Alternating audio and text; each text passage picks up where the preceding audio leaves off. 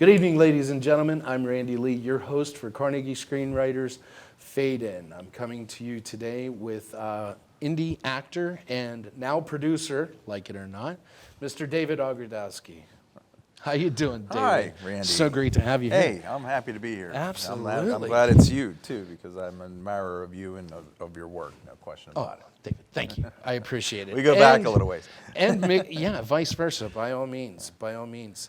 So what have you been into? What's going on? I understand you've been getting really, really busy and having some crazy good times here in Pittsburgh. Yeah, we got some good stuff coming up. Kevin Hana and I sometimes write and produce together, and we've got 2 web series that we want to try to produce. I'm kind of excited about them. One is called By Candlelight. It's a story about an ex-priest who becomes clairvoyant. So I think that's kind of a cool one. Priest that becomes clairvoyant. Yeah, exactly. It has interesting written all over it. Yeah, absolutely. So listen, before we get into that stuff, because I guarantee you've got enough information and new content that's going to be coming up that everybody will be very interested in. Trying to keep busy. That's the goal. Let's tell the people about you though, because we know each other, of course. As he said, we've worked together a good handful of times. But tell us about you. Now, you're Pittsburgh-based. You're from Pittsburgh, correct? Right, yeah. I was born and raised Washington, PA. Started out, I don't know, maybe 10 years ago, I think, possibly a little longer. First thing I ever did was the Pittsburgh Opera. And I signed up to be a supernumerary, which is just a background extra, for the opera. It's a really good name for a background extra. It's a great name, though. It right? looks good on paper. There's no question about it. Yeah. And I just signed up because it's something that I wanted to change my life a little bit, add more creativity to it, and it looked like a fun opportunity. So I signed up to just be a background extra in Billy Budd. Okay. And Billy Budd is a production. It's a production of slaves on a ship during the French and English wars, I think in the 1800s. And it's a story about a Christ-like feature. You'd get figure. the 1800s thing. Yeah. That would work when it for grows, you. yeah, it grows in. I can definitely. You were a slave driver, I was. I turned out to be a slave driver in it. Yeah. Be on set with them. I usually am. Yeah. Now, crossing over from that, that's some theater and up on the stage, which is amazing. Yeah. Anybody that can actually get up on the stage and do what we do, even in front of the camera, that's a whole new world. Yeah, but the energy. What brought you into this industry, the film industry? To move into film. What happened? Well, how did it happen anyway? Yeah, I did maybe in the 10, 12 plays, live plays, and I loved it. Okay. And you and I both, when you're on stage and you're feeling the energy from the audience, that feeds you. That instinct. Oh, man, it's fantastic. Right. But I considered film. I thought, maybe I could do film. So I looked into it, and there was a 48-hour film festival coming up, and everybody knows about the 48s. And a team was looking to build a team of actors. So I went in and auditioned, and the name of the team was Everything But the Name. Nice. Headed up by a great team of people. Yep, Edwin Huang and Nathan Fullerton. And I auditioned, and they let me be in their team. And so we shot a 48, and I loved the timing, the dynamic of film. And from that point on, I was hooked on film. And the truth is, from that point on, I did do a little bit of theater after that. I've done bits and pieces. Once a year, I try to do something. But generally, once you hit the stage, you're going back to the stage, at least once in a while. Because even when you're in film for so long, you start to miss that call and that energy. I mean, that's like drinking a 6-pack of Red Bull when you get out there and it's going on. You mentioned Nathan Fullerton. Interesting crossover from that because that's so long ago. He's actually working on one of the projects you have going on right now, correct? Yeah, he was is. It Batshit? Batshit, yeah. Batshit, you heard us right here. Batshit. Produced by Todd Wolfson. Okay. And Just Buried Productions. Batshit. Nice. Todd's a great guy. He's a really creative kid. He and I met. He wanted me. Originally, Batshit was supposed to be a short film. Okay. And he showed me the script for the short film. It was maybe in the 8 pages range, and I read it. It's a story about a guy who goes to a drugstore and gets his prescription, but it gets switched with a psychedelic hallucinogenic, and he goes on a 48-hour trip. You guys have been working on that for a while. What, about a year and a half now? Yeah, about a year right? and a half, yeah. Okay. And Nathan, bringing it back to Nathan ended up becoming the editor on it. So Nate's actually nice. So he's your key. He's the head of editing. The number one, but also the rough editor is John Guinane. Nice, nice. When it comes to Batshit, when you had said about it being a short film, a year and a half, obviously it's no longer a short film. No. Are we looking at a feature now? It is definitely a feature. When he gave me the short film, I read it and I immediately thought, this is feature material. Nice. And then now, I've done a bunch of like shorts, and I've had some experience with shorts, and of course a bunch of 48s. And so I felt like I was ready to move on to the feature level. Time to kick it up just a little bit. So I said, hey, Todd, let's turn this into a feature. I think you've got a feature here. Now, I think we can do it. Speaking of stepping up and stepping out, the other thing that you did, you crossed over kind of to my side of the track, if you will. Yeah. You brought on the producership, didn't you? I admire you. Now, he says that with love. Trust me, everybody, he says that with love. Producing is incredible. You just got to kind of have it. But you did step up. You're a producer on Batshit now as well? Quite a bit, yeah. Okay. And also partnered as an AD on Batshit to kind of help get all the facilities to go together and make things happen. And so I did. I went much further than just being an actor or a writer on it in this situation. Kind of enjoyable. Now that you've done that, kind of enjoyable to just go back to being an actor. Yeah, I would like to just be an actor. That's really all I want. I tell you what we're going to do. Ladies and gentlemen, for your viewing pleasure, Mr. Ogrodowski's first turn as an AD and a producer. Here's a clip of Batshit for you. But you don't do house calls. I do now. I already picked up my prescription at the drugstore. And that is good. But I also want you to have these. Okay. I'm glad you stopped by because I've been feeling a bit zany lately. Zany? Yes.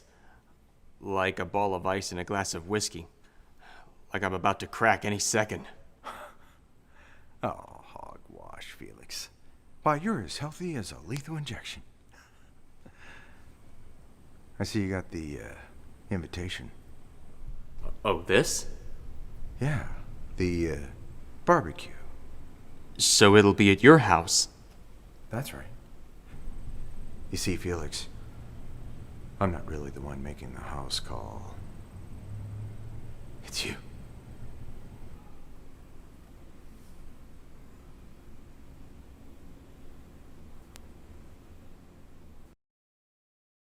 What a great clip. And you're with Jerry. Jerry. One of my favorite people. God, I love Jerry. He's in a little bit of everything. Yeah. Petrella? I think it's Petria. Petria. Okay. I think so. We're going to have to do a questionnaire about that and send it out to everybody. He'll kindly remind me when he sees Great this. clip. Yeah. Looks like a lot of fun. Yeah. And I can only imagine where it goes from there. Yeah. Now, the other part, too, segue out. We came out of the theater. We started doing some things in film. Then you wanted to broaden out, which I'm so proud of you, and I'm so happy that you have.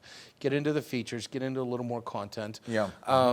Now, in order to do that, when I was at that point, when I was at that stage myself, I found that it was literally imperative for me to get some professional training. Have you tried and have you had any professional training now? I did. I know you went over to New York. What happened there? You came back. Pittsburgh's the best thing. Pittsburgh's the best, ladies and Pittsburgh's gentlemen. great for indie filmmaking, no question about it. That's New York, right. of course, I go to New York semi-regularly to do stuff. Herrings is shooting a lot of their stuff there. Okay. And so, I mean, I'm still going to New York, whether I like it or not. Definitely have Now, to go. personally, I enjoy New York. Yeah. I love yeah, New York, yeah, it's and just, you know, in and out, in and out. that's where I worked with, Hanks and the like, Right. and Spielberg introduced himself to me. So I was okay with that Very too. cool, Have you very had cool. any of those experiences? I worked with the woman who was on Sex and the City. She played the maid. She was a great old Broadway actress from years and years and years and years, and I can't remember her name. Something to learn from her, though, is my point, and that's what I was getting at. There's always absolutely, something to learn. You can absolutely. always expand. Yeah. Always be a better actor, better director, and producer. Now that you're a producer, we're keeping you on that side. Of the I don't know about that. So you were talking about Herrings, and Herrings is filming in New York as well. Yeah, I know that's a Keith Chamberlain project, correct? Yeah, Keith Chamberlain, mostly New Jersey, Philadelphia, but in that general area, yeah, absolutely. Keith, he put up an ad on Backstage for audition. I did a blind audition, and I was just a small character in his web series, Herrings. But when I saw his script, I knew it was gold. I knew it was gold. And you know, as actors, we don't want to get married to a script. Whenever you do an audition, we don't care. We crumble it up and throw it away. At least I hope we do. Right. I do, you know. But this one, I really wanted badly, and luckily enough, I got the part. And again, it was a small part for season 1, and then it became the lead character. Right, for season 2. and so others understand, you know, we do crumple it up and throw it away, and that's not in a negativity to the script or the play or the film. What it comes down to is you go in, you do your job, you get your character, and then you set it aside. You know, you can't dwell on it, you can't live on it. Yeah, you can't get emotionally married to it, because you never know how productions are going to go, and you always have to stay fluid. Now let's get back in. I want to keep on this Herrings thing. Sure. It's been coming together for 4 years. It's a series, correct? Web series. And you have a couple of seasons are already in the bag. Yeah, right? Yeah. On YouTube, you can actually find them season 1, season 2, under Herrings. You could subscribe. We would love it. Subscribe. Push the like button. Come and see Herrings. That's how things build up. Just That's like the fish in the can type of thing, you know. And is that that's chicken, isn't it? Herring. Well, Didn't they you put talk to herrings in Simpson? there. Yeah, they put That's the herrings chicken in in there. there. The chicken too. Chicken. They do chicken. They do fish. It's a chicken of the Yeah, sea. pretty sure. That's right. So with Herrings, though, we have another clip. Is that correct? We do. Herrings. Beautiful. We've got a clip of this here, take a look at that. ladies and gentlemen. So, ladies and gentlemen, we're going to take a couple of seconds and enjoy this clip with you. This is Herrings. It's a Keith Chamberlain project, and you know, starring yours truly over here, Mr. David Ogrodowski. So, here you go. Take a look at this, and we'll be right back. Public life. Now, in his private life, Todd's a member of a neo-Nazi group that likes to go around vandalizing mosques, spray painting swastikas on synagogues, and firebombing black churches. Jesus. If that's his private life, what the hell's his secret life? He's banged one of his coworkers. Okay, that's not much of a secret. Well, it is if his coworker turns out to be a guy. Yeah, but still. Who's black. Oh, wow. Yeah, okay, that would definitely qualify as a secret life. Yeah. How you think it would play with his little blood and soil buddies if they found out that old Todd was getting mandingoed up the ass during his lunch break? Now, there's an image I didn't want stuck in my head. Yeah, well. You know, Mr. Briggs, I gotta tell you, you are not at all what I expected. Yeah. I get that a lot.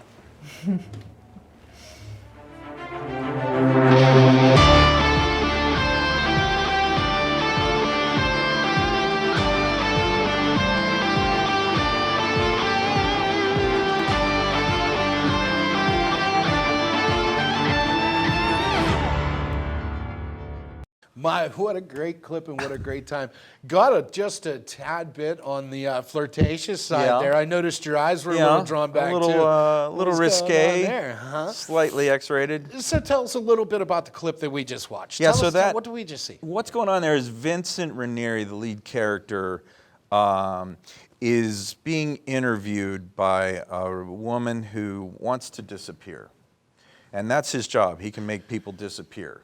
He can erase your Facebook, any electronic stuff, any stuff you have online. He can make it look like you're somewhere where you're not. Okay. That's his forte. That's what he does. He inherited this by the guy from the season 1 who disappeared. Okay. And Vincent Ranieri unexpectedly became the guy who did it. He's an old corrupt cop, and he's a PI, and he ended up becoming this sort of slip tracer dude. So it's safe to say, it sounds like there's a really great arc too. So it's not just single season. It is. You're really drawing. It is. It's very deep. It's pretty deep, and it goes far. It builds into it. And of course, it's indie level. It's still budget level, you know. But still, at that level, that guy, I think he's telling a nice deep story. I love it.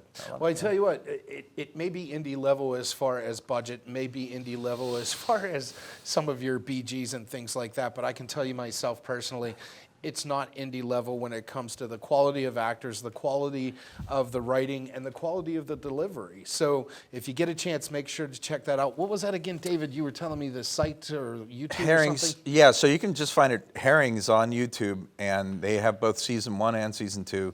And again, you could subscribe. Would love it if we got some more subscribers off this. Yeah, and you know, if I could add, just real quick. Subscribe. Everybody Definitely subscribe. subscribe. Please do. Keith Chamberlain he's a Philly guy, New Jersey guy, New York mentality. Those guys. But he loves Pittsburgh. Okay. And he comes to Pittsburgh and visits, I don't know, 4 or 5 times a year. And he's a big Pittsburgh Steelers fan. Nice. And he wants to move to Pittsburgh, too. So that's a little shout out to Keith. Great writer, though. Great writer, great producer. I wish I was a Keith. Pittsburgh Steelers fan, Keith. I'm not. I'm not a football guy. Hockey, hello. But at the same time, rock and roll, and it's always wonderful to have you here in our city. If you ever need anything, of course, we're here for you. Okay. That's the way we do it in Pittsburgh. Speaking of it being the way we do it here in Pittsburgh, you know, one of the things we were talking about a little bit earlier that I wanted to get further into, you did some professional training. You did some personal classes and a little bit of, you know, studying. A little bit, yeah. Who'd you study with? So this harkens back to that Billy Budd story we were talking about. For the Pittsburgh Opera, the very first thing I did. And again, it was only because I was the one who knew how to crack a whip. Oh, I should explain, by the way. It's not, it's not that crazy. But nobody needs earmuffs, right? Right? No, right? it's safe. Okay. It's PC. No earmuffs. I think it's PC. No earmuffs, everybody. I'm pretty sure it's it's going to be PC. okay. Yeah. I was at a Halloween party where they were handing out toy bull whips. Okay. And I figured out how to crack a whip at the Halloween party. Now that Perfectly had safe. to have been an incredible party. Yeah. They're handing out toy bull whips. It was, And so, but that's why I was one of the very few people who happen to know how to crack a whip in that situation. Yeah, exactly. Exactly. Family friendly. Right. And so the director was German, and he walked up to the supernumeraries and he had a bullwhip in his hand. Okay. If you can imagine a German guy walking up to you holding a bullwhip. Das Tun, right. You know. And he said, who among you knows how to crack a whip? You know, in that scary German accent, I think. And I knew, I was just, and all the other guys were kind of not for me, you know. So he handed me the whip, and he said, show us. So I cracked it. Show us the way, almost. Yeah. Padawan, show us the way. Show us, prove it to us. Show us how to do this. Prove it, basically, is what he wanted. Right. Put a mark on me, right about here. Not here or here. Yeah, but right. Yeah, that would have been a win. Yeah. So I cracked it. I wasn't amazing at it. I just cracked it and made a noise, and it echoed through the whole chamber, and the whole kind of cast and crew was like, what the hell was that? You know? Yeah, right. And he said, okay, well, you will be the slave driver. So he said, go with these people. And they sent me off with makeup, costuming, and I was blessed. Believe it or not, Randy Kovitz. Pittsburgh Randy Kovitz. Yeah, Pittsburgh Randy Kovitz. And Randy gave me more classes on how to control the whip, how to do the whip more interestingly above my head. And give it a little bit of flair, that type of thing. And some acting classes acting notes, and just really gave me good leadership in that. And then some stage brawling and everything. And then after that, great love and respect of Randy Kovitz. Yeah, he's a great guy. You know, absolutely. He's here in Randy Pittsburgh. Kovitz is a Pittsburgh original, terrific actor, and a gift to everybody, I would say. Yeah. And a full-out heartfelt plug. You know, he's with Mosser Casting at this point. Right. He does classes for them. Yep. Scene study classes for anybody out there acting, wanting to learn a little bit about scene studies and how to best do scene studies. He does a lot of not special effects work, but stunt work and stunt training. Yep. So, you know, if you're looking for somebody for your film, smaller scale, larger scale, you want to reach out and talk Randy's to Randy the guy, Kovitz. sure. I would agree. Yeah, and he's a great guy And then, well. as you were talking about classes, I've actually taken a couple of his classes. Okay, and good. He instructed me further, and that was a good founding point. Then I was working with Lonnie Cataldi a lot. I was helping her build a haunted house for the Longview Country Club. I'm not going to digress too deep into it, but suffice to say, Lonnie was giving me a lot of classes along the way too. Okay. And I learned a lot from her. And then I studied on my own, read up on it, you know, my own instincts, et cetera, et cetera. Right. Well, it is true that if you don't have the base instincts and or open mind to see the rainbow colors, if you will, that are what you need to do to become a character, that, you know, that's the base. If you don't have that foundation, you know what I mean? You might, I want to be operating camera. You know, I think... Or a producer like you. Is that why you became a producer? No, is that what it is? Definitely not. No, absolutely not. It's the last thing in the world I want. But I think I'm with you on your point. I agree with you. I think guys like you and me, we do this because we love doing it. And because we love doing it so much, I think it starts to kind of come out, you know. Right. That's the way I look at it. It's a seedling. You're a seedling. You know, it doesn't matter if you started 10 or 18 or 38 or 48. Yeah. You're a seedling. Yeah, I started late in life. You know, I was right. 40-ish years Yeah. old at that stage. I was in my late yeah. 30s when I actually really started getting rocking Yeah. when I worked with John and all those guys. yeah, So. yeah. Let's get back to you. Sure. What's this Marked thing about? I've got another clip Marked. out here Yeah. that I want to make sure that we run. Yeah. Tell me something about Marked. What's up with this? You know guy? what? I would be bereft. And this is one I if have not didn't heard of. mention- So. Yeah, it was a great little short film that was produced by Kevin Hana. Okay. Written by Kevin and I. Kevin directed it, and he and I worked together to make it. It's a simple short film. Love you, Kevin. Yeah, great guy. Absolutely love you, a Kevin. gift to the film industry. Kevin Hana, PJ Gaynord's on the list. He's coming up. We will talk about PJ. Yeah. So tell me more about Marked. It is. I'm It's sorry. a short film. He and I produced 2 of them that year. The other one was Angel and the Stockbroker. Unfortunately, I couldn't get a clip for this occasion, but I was able to get Marked. And Kevin's just a great guy to work with, but he and I also bond very much when it comes to filmmaking. And so we wrote this short story and we shot it, and Beautiful. we've got a clip to take a look Well, I at. tell you what, ladies and gentlemen, please enjoy a clip of Marked. It's a film by Kevin Hana and David Ogrodowski. Here you go. Please enjoy. We'll see you there after. This guy's a monster. Watch out. So the nun's standing there. She's holding the briefcase. She says, "What happened?" And the chicken says, "The gun wasn't loaded."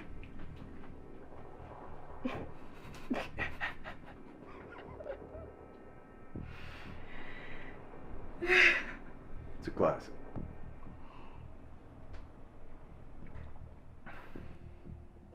So, how do I begin? So how do you begin? No? I understand you graduated. I did. That's good. That's good. I have a gift for you.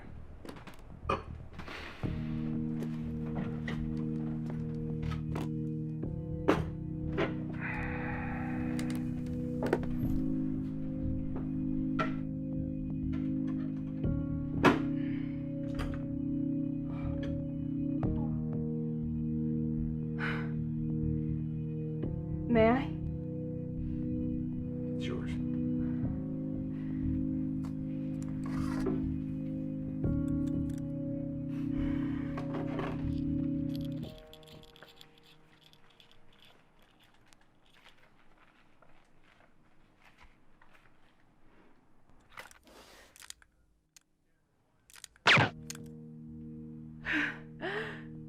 Damn.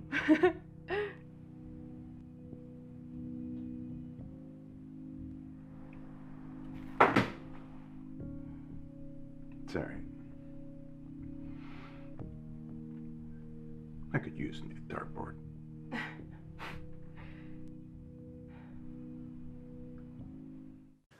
Excellent and good times. Sarah Bruner seemingly really enjoying Yeah. that gun. So She yeah, liked the gun. Don't make Sarah mad, Right. obviously. And Sarah, you owe David a dartboard. I mean, Yeah. come on, what's going on with I that? mean, really. Something a little bit older, and it brings me back, man. It brought me back just a little bit from where you guys filmed. Yeah. I know the place a That little bit. was I've been there a few My times. You know? house.